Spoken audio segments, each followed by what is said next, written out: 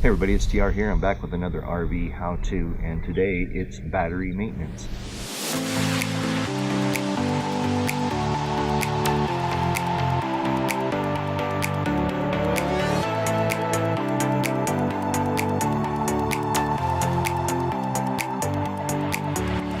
As you can see from my Kuroda terminals, I've been putting this off for a couple months, and I need to get this taken care of while I'm here laid up for a couple weeks. So I've got some time to do some maintenance, and so today we're going to be taking care of this corrosion on these terminals. Something you got to keep in mind is because we're working with this acid today is to have on old clothes. You can see I've been doing some irrigation work for a friend of mine, and so I'm in muddy pants and an old t-shirt. Safety glasses are a must. I like these because they go right over your glasses, and then I highly recommend that you wear gloves, because this stuff is corrosive. It will eat your clothes, it will eat your skin. So I'm going to start with this little brass brush here. So I'm going to start here just by kind of brushing off the bulk of this corrosion. Let's get this one. Let's get a zoom in on that for you.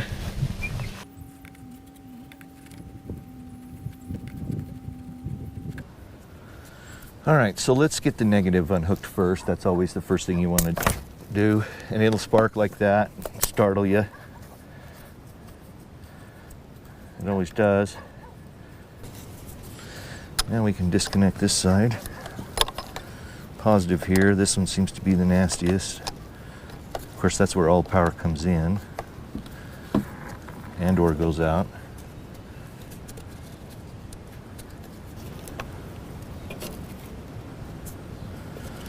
Now, because it's such a weird setup here, it's a series I have to go through. Okay. Let's put this back on now just to keep that corrosion out of the cells. And there we are. And to make this even easier, this end needs to be worked on too, so you might as well just take it off, TR. Funny stuff.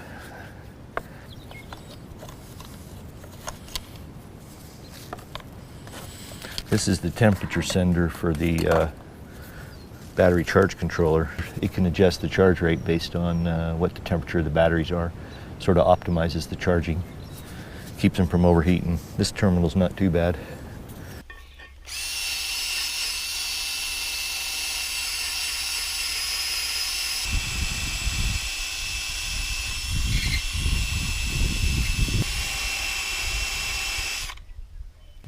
Alright, so now we're going to put a little bit of battery terminal coating on it. I don't know if it works or not, but I do it anyway.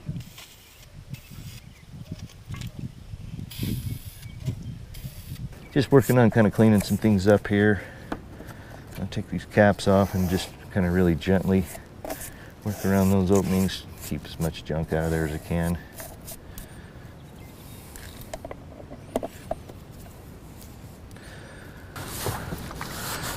You can't read it, but this is distilled water.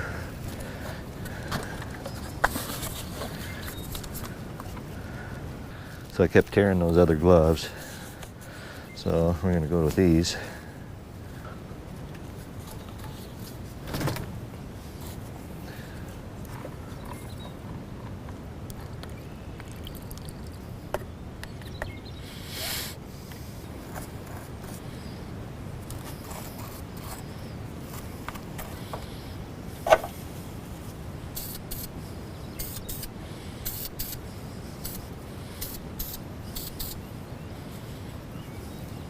All right, so I'm going to let that battery terminal spray dry. It looks like everything else is in okay shape. I don't see any real corrosion anywhere else, so I usually just treat what's there.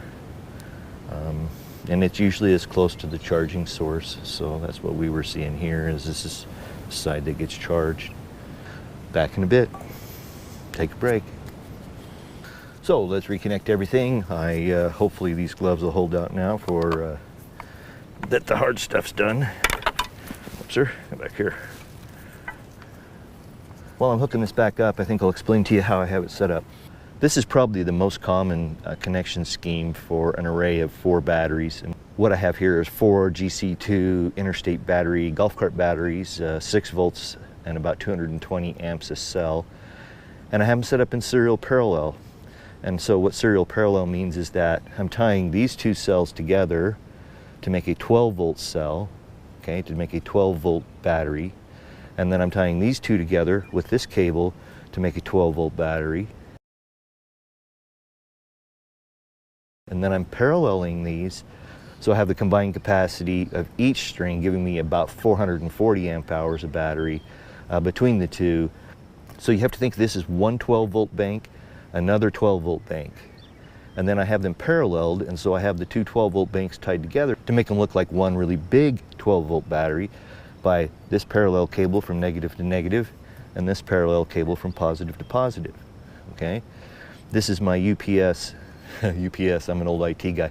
This is my inverter output, and this comes from chassis charge. So when I'm driving down the road, there's a sensor on the other side that automatically senses what the voltage of the batteries are.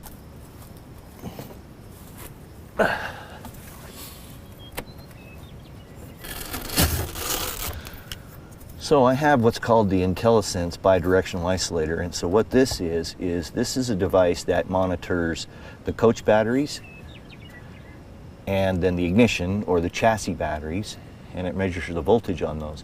And when the chassis batteries are at their perfect voltage, 13.1, 13.2 volts, it automatically will switch this solenoid here and connect the chassis output charge to the batteries themselves. Then you're charging your coach batteries, your house batteries, if you will, from the alternator on your RV. Okay, this is pretty typical in larger Class A motorhomes like this. Also in here is another tie-together solenoid, and so when you push a switch in the cab, it allows you to start the chassis with the coach batteries. And that just gives you sort of a backup there as far as that goes. All right, so that's the setup there. It looks like I need to replace this double stick tape or this Velcro here. So this is the paralleling cable here, and you can see it runs from plus to plus. So you might be wondering why I'm using this little short wrench, and because it's short enough that you can't reach one of the negative terminals and short out. So you want to be careful about that if you're working on a hot battery string, that your wrench doesn't contact a positive and negative terminal at the same time, or you're going to do some welding, and you probably don't want to be around for that. And you have to drop your wrench 3 or 4 times at least. Now remember, this will startle me, it always does, but it's going to spark when I touch this negative back on here.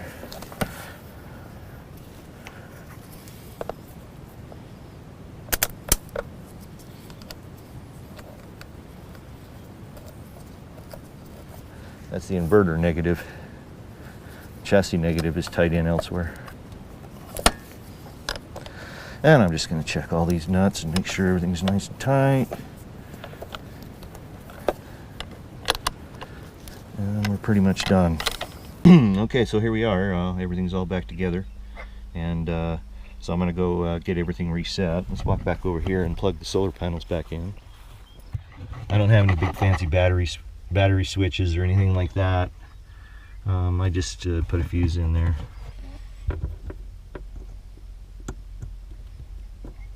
Okay, so there's the solar charge.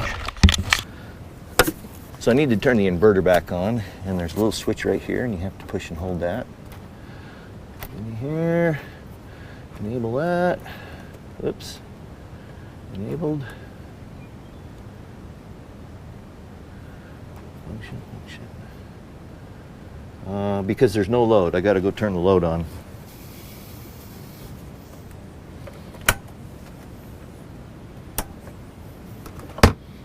I bet it'll turn on.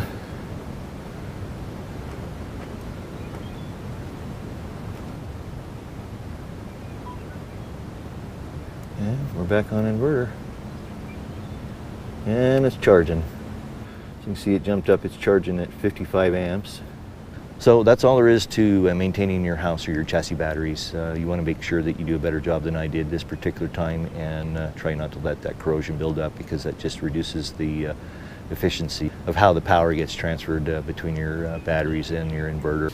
If you like what you saw, be sure and give me that thumbs up. I always appreciate those. And then don't forget to subscribe. There's always plenty to do on an RV like this. So I have plenty of new RV how-to videos coming up, some maintenance items, and some remodeling that I'm going to be doing here over the next couple months. But for now, we got to go. So thanks a lot for watching. I really do appreciate it. So until we get together again, peace.